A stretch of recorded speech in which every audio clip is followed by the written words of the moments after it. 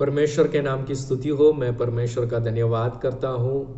प्रभु ने यह अवसर दिया कि मैं आपके साथ में वचन बांट सकूं। साथ ही साथ मैं WCDC का धन्यवाद करता हूं कि इस दैनिक वचन कार्यक्रम के द्वारा आपके साथ में इस गुरु उपदेश सीरीज के अंदर मैं वचन बांट सकूं। इस गुरु उपदेश सीरीज के अंदर हम मनन कर रहे हैं प्रभु यीशु के दूसरे आगमन के बारे में और उसकी संबंधित तैयारी के बारे में हम सीख रहे हैं। आशा रखता हूँ पिछले 4 वीडियो के अंदर आपने काफ़ी सारी जानकारियों को प्राप्त किया और आप प्रभु यीशु के आगमन की तैयारी कर रहे हैं। जैसे कि मैंने आपको पहले भी बताया कि इन वीडियो सीरीज़ के अंदर, क्योंकि ये शॉर्ट वीडियोस है, इसीलिए हम सामान्य बातों को, जो जनरल बातें हैं, उन्हें बता रहे हैं। अधिक जानकारी और विवरण के लिए कृपया आप अपने कलीसिया के पासवान को पूछें, उनसे मदद लें और भी जानकारियों को आप प्राप्त करें। प्रभु यीशु आने जा रहा है, ये पक्की बात है। और जो चिन्हों को हम देख रहे हैं, जो बातों को और घटनाओं को हम संसार में होते हुए देख रहे हैं, ये इस बात को पुकार कर कह रही है कि यीशु मसीह का आगमन बहुत नज़दीक आ गया है और इसीलिए हमें तैयारी करनी चाहिए।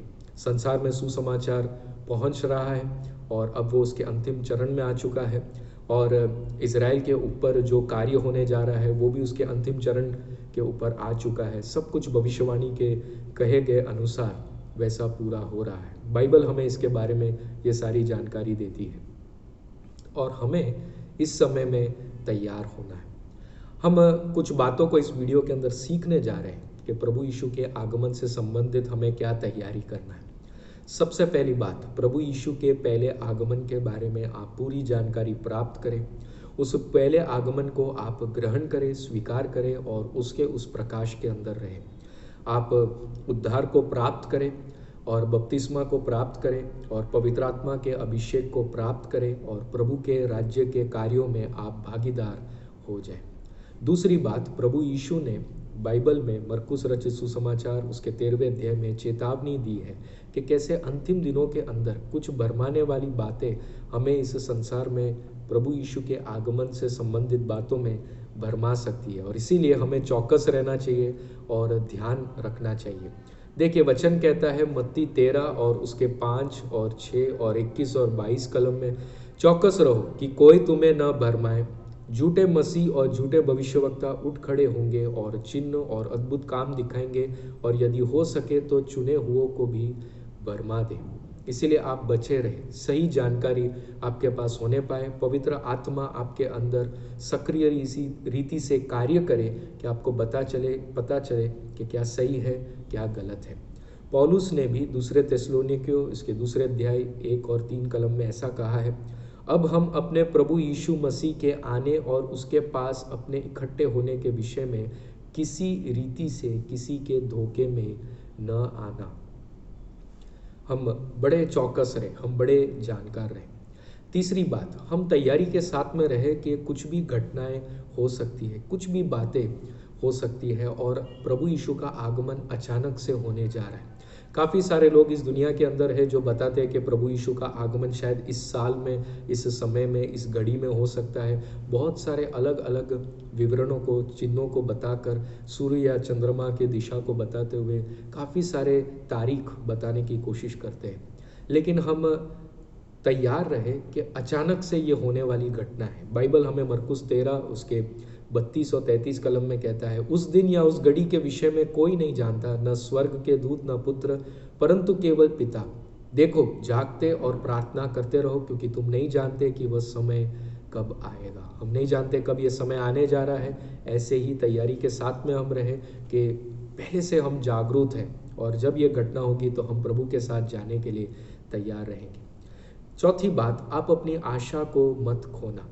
हालेलुया। तीतुस की पत्री उसके 2 अध्याय और 11, 12 और 13 कलम को आप पढ़कर देखना। उसके अंदर वो कहता है कि संयम और धर्म और भक्ति के साथ अपना जीवन बिताना और इस धन्य आशा में रहना। देखिए, वचन कहता है, और उस धन्य आशा की अर्थात अपने महान परमेश्वर और उद्धारकर्ता यीशु मसीह की महिमा के प्रकट होने की बाट जोते रहना। ये हमारा धन्य आशा है कि हम यीशु मसीह के आगमन के लिए बड़े उत्सुकता के साथ इंतजार कर रहे हैं।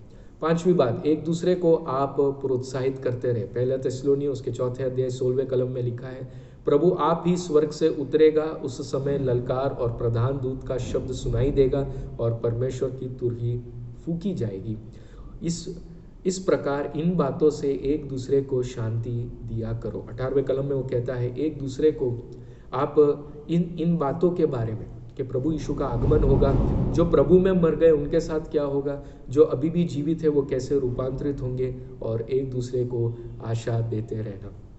और याद करना कि जैसे रात को चोर आता है वैसे ही प्रभु का दिन आने वाला है। उसी तैयारी के साथ में हम रहे। छठी बात, हम ऐसा जीवन बिताए कि जैसे आज ही ये घटना होने जा रही है, आज ही प्रभु का आगमन होने जा रहा है, और हम अपना जीवन उसी प्रकार हम बिताना शुरू करें। सातवीं बात, प्रभु ने जो काम को हमारे हाथों में सौंपा है, प्रभु यीशु इस संसार में आए, 3.5 साल तक उन्होंने सेवकाई की, और उसके बाद वो अपना काम हमारे हाथों में सौंप कर गए हैं।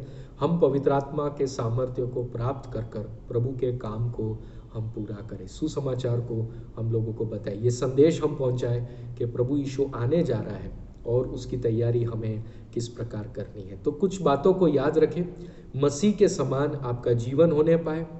मसीह में क्योंकि आप जी रहे हैं, इसीलिए दुख तो आएंगे, क्लेश आएंगे, कष्ट आएंगे, आप उससे सह लीजिए। इस धरती में हमें कुछ साल सहन करना है, और उसके बाद लाखों करोड़ों साल, अनंत जीवन को कौन नाप सकता है, कौन गिन सकता है। हमें अनंतता में प्रभु के साथ में धार्मिकता में जीना है। कुछ समय इस पृथ्वी के अंदर हमें दुख के अंदर रहना है, उसे सहन कर ले, और प्रभु के लिए विश्वास योग्य रीति से आप काम करते रहें। मैं आपको ये सिखाना चाहता हूँ कि हमें क्या प्रार्थना करना चाहिए। सबसे पहली बात, क्या आपने यीशु को पाया है? यदि नहीं तो मैं एक छोटी सी प्रार्थना करने जा रहा हूँ, आप मेरे पीछे प्रार्थना कर सकते हैं और प्रभु यीशु को आप ग्रहण कर सकते हैं। अपनी आंखों को बंद करें और प्रार्थना करें। हे प्रभु यीशु, मैं अपने पापों की माफ़ी मांगता हूँ, आप मेरे हृदय में आए, आप मेरे राजा और उद्धारकर्ता बन जाए। आपके पवित्र आत्मा को आप मुझे दे और आगे के लिए आप अगुवाई दें, यीशु के नाम से आमीन। मैं विश्वास करता हूं कि यदि आपने इस प्रार्थना को किया है तो प्रभु का उद्धार आपके अंदर अब कार्य करना शुरू कर चुका है। एक कलीसिया के साथ आप जुड़ जाइए और प्रभु के अंदर आप बढ़ते जाएं। इसके साथ साथ अंतिम दिनों की तैयारी करते हुए अंतिम दिनों की प्रार्थनाओं को भी आप करें। क्या विषयों के लिए आपको प्रार्थना करना है, ये मैं आपको सिखाना चाहता हूँ। मत्ती, मरकुस और पतरस की पत्री के अंदर कुछ बातों को बताया गया है, जैसे कि मत्ती 24:42 में और मत्ती 24:44 में और 1 पतरस 5:8 में कि प्रभु के आगमन के लिए हम जागरूक रहें। आप प्रार्थना करें कि आप और प्रभु की कलीसिया जागरूक रहने पाए। दूसरा विषय जो प्रार्थना करना है, प्रभु के दूसरे आगमन से पहले प्रभु के द्वारा हमारे लिए नियुक्त काम को हम पूरा कर सके, जो कामों को हमें दिया गया है उसे हम पूरा कर सके। ये बात लूका रचित सुसमाचार उसके 12वें अध्याय 42 से 44 कलम के अंदर दिया गया है। तीसरी बात जो आपको प्रार्थना करनी है कि झूठे भविष्यवाणी, झूठे उपदेश, झूठे शिक्षण से पवित्र आत्मा आपको बचाए रखे। मत्ती 7 और 15 में दिया गया है, मत्ती 24 और 24 में यह बात कही गई है, दूसरे तीमुथियुस 4 अध्याय 3 से 4 कलम के अंदर यह बात कही गई है। चौथा विषय जो आपको प्रार्थना करना वो ये है, हम अंत तक विश्वास में रहें और अंत तक हम धीरज धरें। मत्ती 10 और 22 कलम में ये बताया गया है, लूका 18 और 8 में ये बात बताई गई है। और आखिरी जो विषय आपको प्रार्थना करना वो ये है, हम प्रभु के सामने खड़े रहने के योग्य हो। प्रभु यीशु ने हमें इस विषय के लिए हमें प्रार्थना करने के लिए कहा है। लेकिन लूका उसके 21वें अध्याय और 36वें कलम में ये वचन दिया गया है। प्रभु के आगमन के लिए आप तैयारी करें, ध्यानपूर्वक रहे, सावधान रहे, चौकस रहे। इस दुनिया के चिंताओं में और लालच में आप पकड़े नहीं जाना, फंस नहीं जाना, अंत तक विश्वास में रहना, अंत तक धीरज धरना और प्रभु में बढ़ते जाना। मैं फिर से WCDC का धन्यवाद करता हूँ कि मुझे ये अवसर दिया कि मैं इस वचन को बांट सकूँ। प्रभु आप सबको आशीषित करे, प्रभु के नाम की महिमा हो। प्रभु जल्दी आ रहा है, आइए हम सब तैयार करें। प्रभु आप सबको आशीषित करे। सभी को जय मसीह की।